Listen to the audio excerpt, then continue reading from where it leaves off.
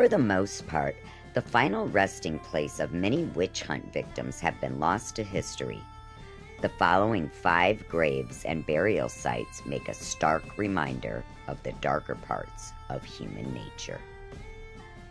The Witch of Yazoo, Yazoo County, Mississippi. The Witch of Yazoo shares the same characteristics as the mythological sirens.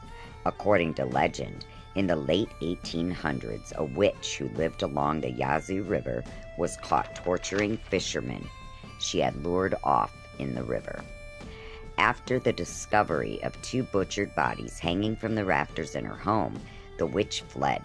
While running from authorities, she fell into quicksand. As she sank to her death, she proclaimed that she would see the city burn. In 1904, her prophecy came true as the city of Yazoo was set ablaze. Ever since, the witch's grave has been surrounded by chains. Legend has it that if the chains are broken, the city will burn once again. The grave of Meg Shelton, Wood Plumpton, Lancashire, England. In the late 17th century, the people of Wood Plumpton, a small village in Lancashire, England, believed a woman called Meg Shelton to be a witch. They claimed she would steal milk from other people's cattle and transformed herself into animal form at night as she carried out her mischievous deeds. According to legend, when Meg was crushed to death by a barrel that pinned her to a wall, she was buried. The town took extra precautions to prevent her and her powers from ever rising again. The townspeople buried her vertically, head first in the ground in a small, tight shaft, so that if she tried to dig her way out, she'd be going the wrong way. Then they covered the hole with a large stone so that she may never escape. The stone remains to this day in the churchyard of St. Anne's Church, accompanied by a small plaque warning visitors that the Witch of Wood Plumpton lies buried beneath. The Chesterville Witch, Chesterville, Illinois, USA.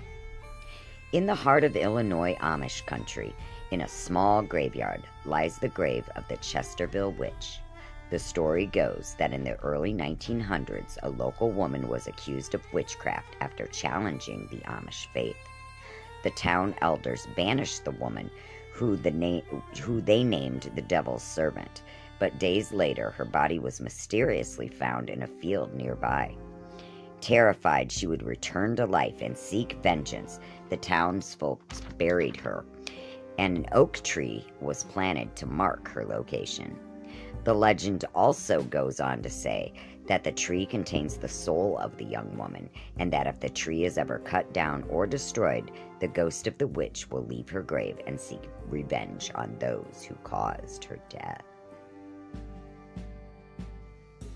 The Tomb of Lilias Addy, Torryburn, Scotland. Lilias Addy was accused of being a witch by her fellow townspeople in Scotland in 1704. Coerced into confessing to being the devil's wife by the church, she died in prison before she could be tried, sentenced, and burned for witchcraft.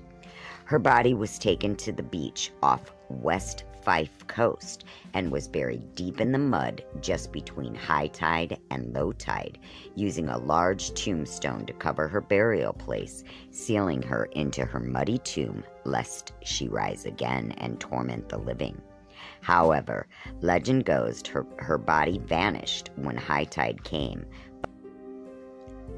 The witch whose mouth was nailed shut.